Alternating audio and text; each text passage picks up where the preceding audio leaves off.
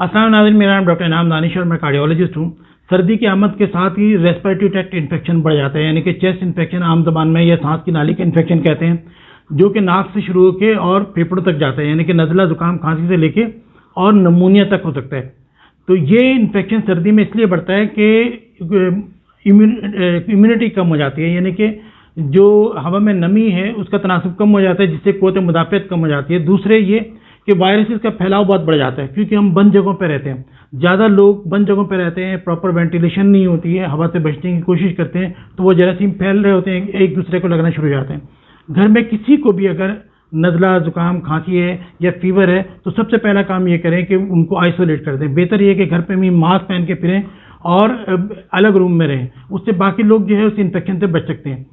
अमूमन तो नज़ला ज़ुकाम खांसी तक तो सभी लोग इसकी लपेट में आ जाते हैं। एस्थमेटिक पेशेंट का अटैक बढ़ जाता है। सीओपीडी के जो पेशेंट होते हैं, जिन स्मोकिंग की वजह से लंग खराब हो जाते हैं, उनमें भी इन्फेक्शन के बढ़ जाता है। इसी तरीके से जिनका लंग खराब हो जाए टीबी की वजह से, वो पेशेंट भी ज़्यादा अफेक्टेड होते हैं। तो यानी कि नज़ला ज़ुकाम से लेके नमूनिया तक, नमूनिया क्या होता है, वो लंग का इन्फेक्शन होता है। आगे चल के आपको एक वीडियो दिखाते हैं जिसमें रेस्पिरेटरी ट्रैक्ट इन्फेक्शन की एनाटमी आपको नजर आएगी, तो उससे आपको आइडिया हो जाएगा कि हम इसको कैसे डिफाइन करते हैं upper lower respiratory tract infection के अंदर। इसके अंदर जो है सबसे ज़्यादा रिस्क उन लोगों को होता है जिनका एक तो एज, अमूमन 2 साल से कम उम्र के बच्चे और 65 साल से ज़्यादा उम्र के बुजुर्ग जो हैं वो नमूनिया के ज़्यादा शिकार होते हैं। इसके अलावा वो पेशेंट जिनको डायबिटीज़ है और जिनको किडनी प्रॉब्लम है वो ज़्यादा अफेक्टेड होते हैं नमूनिया की वजह से। नमूनिया अमूमन बहुत एक्सट्रीम एज पे होता है, यानी कि जो 2 साल से कम उम्र के बच्चे हैं उनको बहुत नमूनिया होता है, और जो बड़ी उम्र के लोग हैं, 65 साल से ज़्यादा उम्र के लोग हैं, उनको नमूनिया ज़्यादा होता है। बाकी कुछ रिस्क फैक्टर ऐसे हैं जिन पेशेंट में नमूनिया के चांसेस ज़्यादा हैं, जैसे एस्थमेटिक पेशेंट है या सीओपीडी के पेशेंट हैं, या जिनका लंग डैमेज है, या डायबिटिक पेशेंट है, किडनी के पेशेंट है, हार्ट फेलियर के पेशेंट है, हार्ट के जो वेलुलर हार्ट डिजीज़ है उसके पेशेंट होते हैं। तो ये वो पेशेंट हैं जिनमें रिस्क ज़्यादा होता है, तो उनको एहतियात ज़्यादा करने की ज़रूरत है। ज़रा भी चेस्ट इन्फेक्शन हो, अमूमन तो नज़ला ज़ुकाम यहीं से शुरू होता है, खांसी से शुरू होता है, लेकिन वो बढ़ता जाता है, तो फौरी तौर पर अपना ट्रीटमेंट करना चाहिए, डॉक्टर को दिखाना चाहिए। नाज़रीन, रेस्पिरेटरी ट्रैक्ट इन्फेक्शन की अगर एनाटमी देखें तो रेस्पिरेटरी ट्रैक्ट नाक से स्टार्ट होता है, उसके बाद यहाँ पे साइनसेस हैं, और फिर ये थ्रोट है, गला, और इसके नीचे लैरिंग्स हैं। ये फिर आगे जाके ट्रैकिया आ जाता है, और ट्रैकिया डिवाइड होके ब्रोंकस के अंदर, राइट और लेफ्ट ब्रोंकस, और फिर ये ब्रोंक्यूल, ब्रोंकाई, ब्रोंक्यूल्स होते हैं, और पीछे जो जहाँ पे एयर एक्सचेंज होती है, ये थैलियाँ होती हैं, इसको हम एल्वुलाई कहते हैं। तो कोई भी चेस्ट इन्फेक्शन अगर है तो हम इसको अपर और लोअर रेस्पिरेटरी ट्रैक्ट में डिवाइड कर लेते हैं। अपर रेस्पिरेटरी ट्रैक्ट जिसमें नाक है, और नाक में अमूमन नज़ला ज़ुकाम होता है, छींकें आ रही होती हैं। साइनसिस की प्रॉब्लम है, इससे सर में दर्द होता है, और गला है, ये गला ख़राब हो सकता है। इसके बाद नीचे लैरिंग्स है, जिससे अमूमन आवाज़ ख़राब हो जाती है। तो इस यहाँ से लेके यहाँ तक के पोर्शन को हम अपर रेस्पिरेटरी ट्रैक्ट इन्फेक्शन कहते हैं। इसके नीचे जो ट्रैकिया, ब्रोंकाई, ब्रोंक्यूल और उसके बाद एल्वुलाई है, इसको लोअर रेस्पिरेटरी ट्रैक्ट इन्फेक्शन कहते हैं। इस डिवाइड इसलिए किया गया है कि अमूमन upper respiratory tract infection viral होता है, बैक्टीरियल बहुत कम होता है, अमूमन वायरल होता है। तो इसके लिए अमूमन एंटीबायोटिक की ज़रूरत नहीं पड़ती, सिर्फ स्टीम ले लें और पैरास्टामोल लें, इस टाइप की चीज़ें। Lower respiratory tract infection mostly bacterial होता है, ये वायरल भी हो सकता है लेकिन बैक्टीरियल होता है। लोअर रेस्पिरेटरी ट्रैक्ट इन्फेक्शन जिसको अमूमन नमूनिया कहते हैं, तो उसमें पेशेंट को हॉस्पिटलाइजेशन की ज़रूरत भी पड़ सकती है, जबकि ऊपर जो नज़ला है, साइनसाइटिस है, गला ख़राब है या लैरिंग्स है, ये अमूमन घर पे भी ट्रीट किया जा सकता है आउट पेशेंट डिपार्टमेंट में।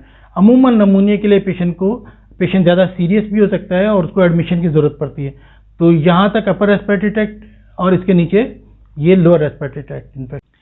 अमूमन नमूनिया की अलामात नज़ला खांसी से शुरू होती हैं। खांसी है, खांसी के साथ बलगम आ रहा होता है, बलगम येलो कलर का भी हो सकता है, उसके अंदर ब्लड भी हो सकता है, सांस लेने में तकलीफ हो सकती है, या बहुत तेज़ी से सांस आ रहा होता है, ये पूरी तरीके से आदमी सांस नहीं ले पा रहा होता है। कुछ लोगों को जो है वो सांस के साथ आवाज़ें आ रही होती हैं, जैसे सीटी बजने की आवाज़ होती है, बुखार होता है, और चेस्ट टाइटनेस फील करते हैं लोग, जो है कि चेस्ट पेन होता है, वो भी नमूनिया की वजह से होता है। इसके अलावा डिसओरिएंटेड, ख़ास तौर पे ओल्ड एज के अंदर जो पेशेंट है, कभी ऐसा भी होता है कि उनको हल्का सा बुखार होता है और साथ में सही तरीके से ब्रेन काम नहीं कर रहा होता है, यानी कि वो प्रॉपरली ओरिएंटेड नहीं होते, वो बता भी नहीं पा रहे होते हैं कि उनको क्या प्रॉब्लम है, और ड्राउजी हो जाते हैं, डिसओरिएंटेड हो जाते हैं। डायग्नोसिस यूजुअली बहुत क्लियर कट होती है कि हम पेशेंट से हिस्ट्री लेते हैं, हिस्ट्री में काफ़ी चीज़ें मालूम हो जाती हैं, फिर एग्जामिनेशन करते हैं, जो स्टेथोस्कोप लगा के देखते हैं, उससे भी काफ़ी चीज़ें सुनने में आ जाती हैं। उसके बाद सीबीसी टेस्ट करते हैं, जो इनके ब्लड का टेस्ट है, ये तकरीबन काफ़ी हद तक आइडिया हो जाता है कि ये वायरल है या बैक्टीरियल है, तो इसका भी आइडिया हो जाता है। एक्सरे भी कराना पड़ जाता है, और एक्सरे के अंदर अगर कोई चीज़ क्लियर ना हो तो फिर सीटी स्कैन की ज़रूरत पड़ती है। हाई रेजोल्यूशन सीटी स्कैन हम लोग करा लेते हैं, HRCT जिसको कहते हैं। ऑक्सीजन सेचुरेशन देखते हैं, और आजकल के दौर में कोविड टेस्ट भी ज़रूर करा लेते हैं।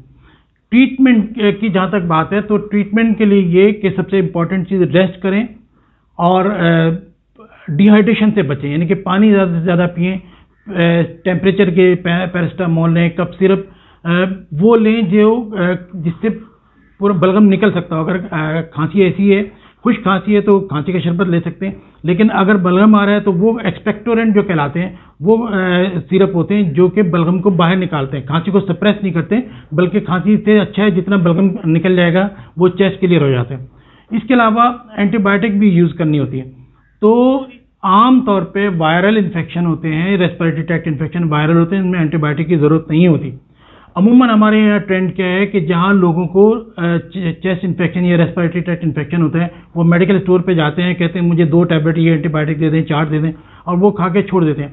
तो एंटीबायोटिक वायरल इन्फेक्शन में काम करती ही नहीं है, तो उसकी ज़रूरत ही नहीं है। नुकसान ये होता है कि फिर वो दवाएं काम करना छोड़ देती हैं। जब एक्चुअल ज़रूरत पड़ती है हमें एंटीबायोटिक की, तो पता चलता है कि वो दवाएं तो काम ही नहीं कर रही, असर ही नहीं कर रही।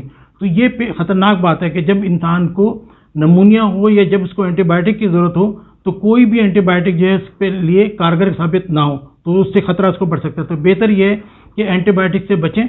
और रेस्पिरेटरी ट्रैक्ट इन्फेक्शन अमूमन वायरल होते हैं, जब तक कि आपका डॉक्टर आपको एडवाइस ना करे, लिख के ना दें, तो एंटीबायोटिक यूज़ ना करें। प्रिवेंशन का यही है कि वैक्सीनेशन अमूमन जो है वो बच्चों में और बड़ों में, यानी कि वही 2 साल से कम उम्र के बच्चे और जो 65 प्लस लोग हैं वो, या जिनको रिस्क फैक्टर होता है, तो वो निमोकोकल वैक्सीन है वो 1 मरतबा लगवा लें। और हर साल जो है इन्फ्लुएंजा वैक्सीन आती है फ्लू के लिए, तो वो भी सर्दी स्टार्ट होने से पहले अगस्त सितंबर तक वो लगवा लें, तो काफ़ी हद तक चांसेस हैं कि वो इन चीज़ों से बचे रहेंगे। बाकी तो एहतियात सबसे इंपॉर्टेंट चीज़ यही है कि आइसोलेट रहें, मास्क पहने। अगर किसी को घर में एक आदमी को भी नज़ला खांसी है तो वो सबको लग सकती है। मास्क पहने, अपने आप को आइसोलेट करें, और अपनी डाइट का, हेल्थ का ख्याल रखें।